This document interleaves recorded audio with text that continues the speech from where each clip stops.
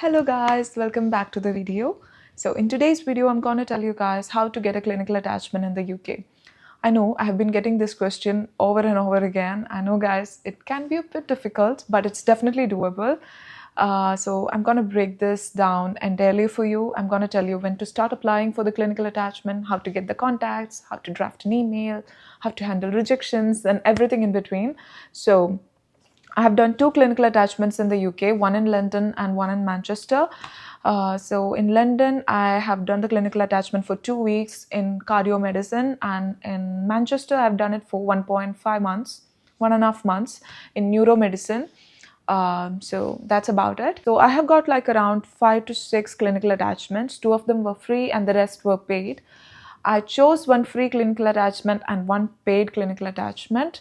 I chose the paid one instead of the free one because of many reasons. The first one was it was in one of my favorite departments, neuromedicine, and the second reason was I could do that for 3 months, and the paid options that I got, it was like some of them were like really insane. I got some options for like £700, £600, £500, £300 and all. And this one I chose was for £160, and administration fees, occupational health checkup, everything was included in it. That's why I chose it. And it was one of the best decisions I ever made. It was really good. So that's about it, guys.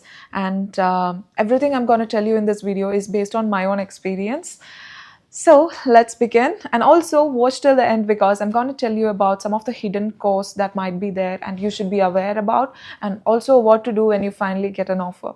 So let's begin. First thing is when to start applying for clinical attachments. Trust me guys, this is a very important thing that you should know about. I didn't know about it and I started applying too late. So I had to pay for it. I'll tell you about it. But the thing is, you should start applying as early as possible. I would say even before PLAB 1, but at least you should start applying for this after your PLAB 1 exam and, after your PLAB 1 exam and the time you get the results. And don't worry about the results or anything. PLAB 1 is a very doable exam, and I have made a video on how to score really high in PLAB 1, and I will link the video in the description below. Do check it out, and I'm sure that you all will pass PLAB 1 with flying colors. Don't worry about it. So what I'm telling you is start applying early, because when you get the result, and you will have to apply for PLAB 2. So when you apply for PLAB 2, if you have a clinical attachment in hand, you can apply according to that. Okay. Otherwise, you will have to wait until you get a clinical attachment to apply for PLAB 2. And according to my experience, when I started applying for PLAB 2, I waited like around 1.5 months before applying for PLAB 2 after the results, guys. It's because I was a bit confused. I didn't know what to do. I need to, gather all the documents in order to get the visa. So I had many things going on.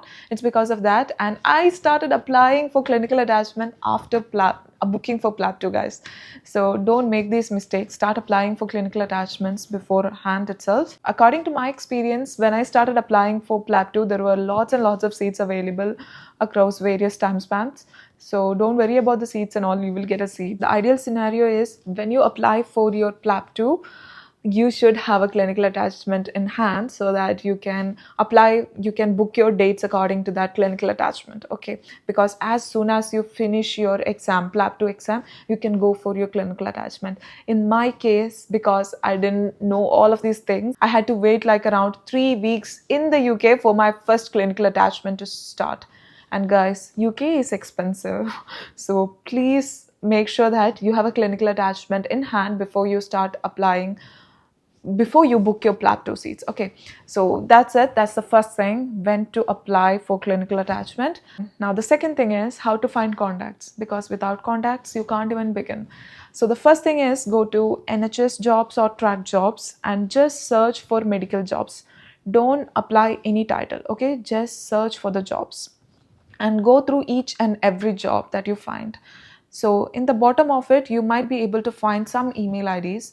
Most probably it might be of some HRs, and sometimes you will be able to find email IDs of consultants. Okay, so the thing is, guys, if you're searching for like SHO jobs or some clinical fellow jobs, you won't be able to find consultant emails. You might be able to, sometimes you might be able to find, but most probably you will be able to find consultant emails if you are looking into consultant jobs. Because if someone is looking for a consultant job, they will give the email ID of the consultant in that department so that they can contact each other. So if you find a consultant job like pediatrician or neurologist and all, just click on that and you might be able to find a consultant's email ID. I've got lots and lots of consultant email IDs like this, so please go through NHS jobs or track jobs.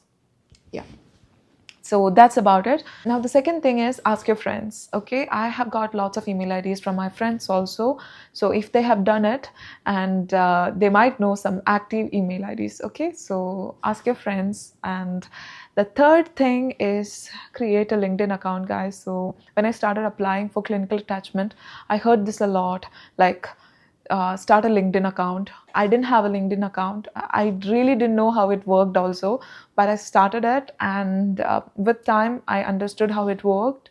And now I have more than 500 plus connections in LinkedIn. So it's easy once you get it started. So don't hesitate, just start a profile and start connecting with people, connecting with doctors, and soon you will get NHS consultants and all these people in your profile, and you can email them, okay, or message them directly through LinkedIn. So that's the third way. So the first one was NHS or track jobs, the second one was asking your friends, and the third one is LinkedIn profiles. Okay, so just for those who are like me, who doesn't know much about LinkedIn, don't worry, just create a page and start connecting with people. With time you will get lots of requests, so don't worry about it, just start doing it. Now once you have got the contacts, you need to draft a perfect email.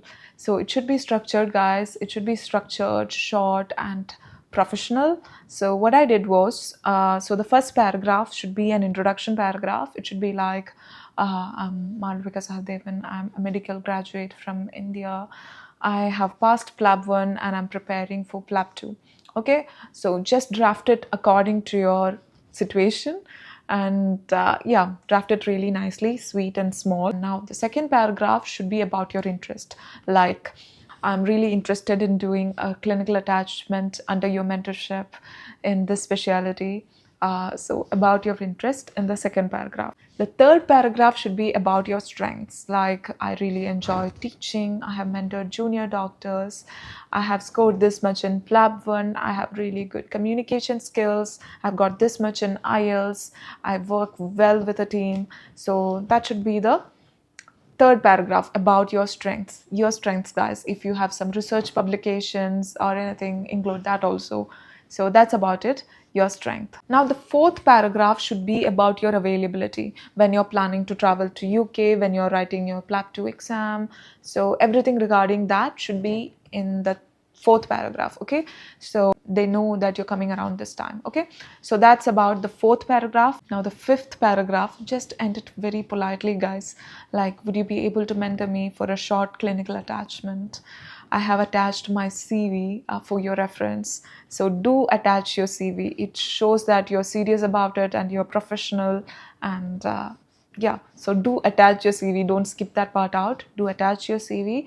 And yeah, so that's about it. In this email you have included everything, so when they read it, they know everything about you, and they know that you're serious, you're coming around this date, you have attached your CV, they know your strengths. So draft your email this way. Okay, now some bonus tips regarding this is, the first one, keep it short and sweet, guys.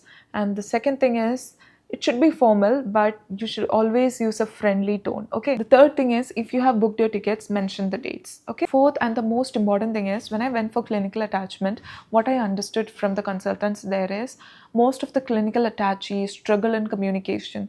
So if you're good in communication, if your IELTS score is good, do mention it. Okay, so it can add to your credibility. And also, if you haven't booked your ticket, don't worry, just tell them that you are planning to travel very soon. Okay, so that's it, guys. Now let's move on to the fourth topic. Now comes the hardest part, guys, the fourth section of this video, what to expect after you have sent an email. Okay, so let me be honest with you guys.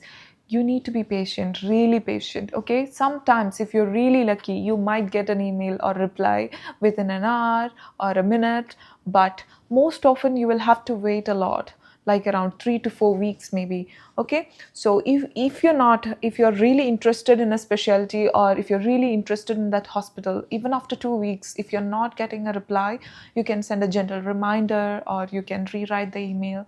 That's okay. So in my case, 90% of the time I didn't get a reply within 2 weeks. Okay, and so many of the emails I have sent didn't get a reply. Okay, I have sent like around hundreds and hundreds of emails, guys. So just keep sending these emails. I have sent like around hundreds and hundreds of emails, guys, and what I faced the most was most of the consultants were on leave. I don't know if that time was some kind of a vacation or holiday season or something that sort. It was like around August, September, October. That was the time when I started sending these emails, but most of the consultants were on leave. I don't know why.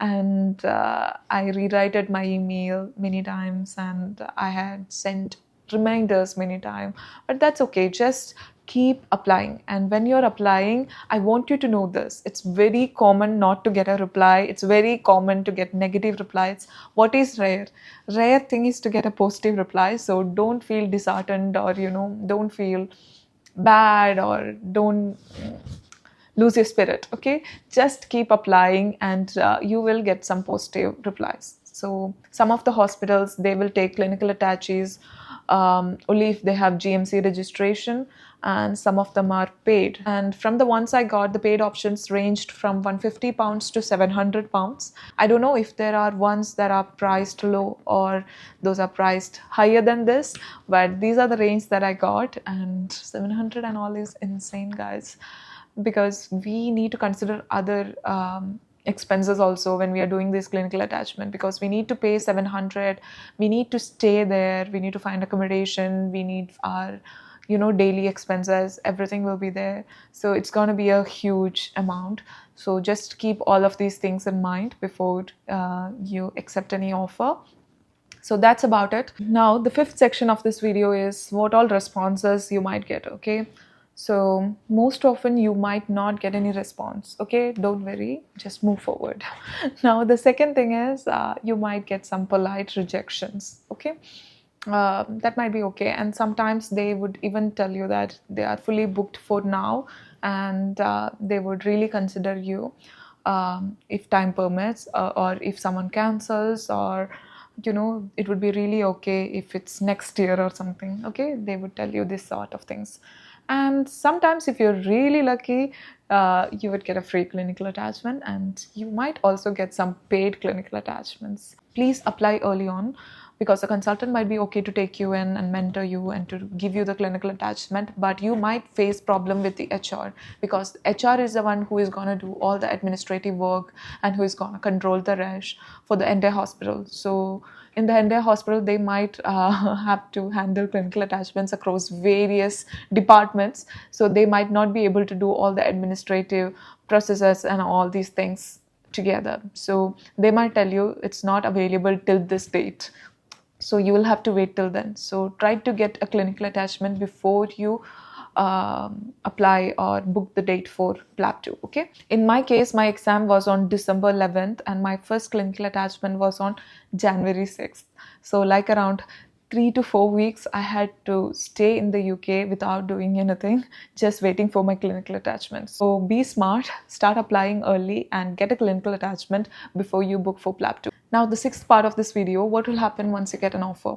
Once you get an offer, your consultant will connect you to their HR, and the HR will tell you everything regarding the timing, when it's available for you to do a clinical attachment, and for how long you can do it. All these things your HR will tell you. Once you have agreed to the terms and condition, HR will give you tons and tons of paperwork to do. Literally, guys, I have done lots of it, and you will have to fill it in and sign it and send it via email itself. Now, the seventh part of this video, things that are required for a clinical attachment. First of all, obviously, you need your passport and your visa And the third thing is you would need a police clearance certificate. Okay, these three things will be required for almost all the clinical attachments. And in some clinical attachments, they would ask for vaccination certificates, and if not available, they would also ask for occupational health checkups. In some hospitals, they would do both. Okay, so these are some of the things that you would need for a clinical attachment. To those who have reached this part of the video, here is a bonus tip. So to the HR, before accepting an offer, just write an email saying like if there is any other cost that you should be aware of. Okay, so just ask this question and they would tell you if there is any other cost in regards to occupational health checkup or anything that's out. If they didn't mention anything about occupational health checkup, don't go asking for it. Just ask if there is any other cost that you should be aware of, and they would mention it if there is any. Okay, so trust me guys, if you're consistent and smart about it, you will definitely get a clinical attachment. And I have uploaded my first day of clinical attachment, and I will link the video in the description below. If you like this video, do give it a thumbs up. I would be really glad, and share your thoughts below in the comment section. Also, if you have any other doubts or if you want me to create a video on something, do let me know in the comment section below. And also do subscribe so that you don't miss out any other useful videos.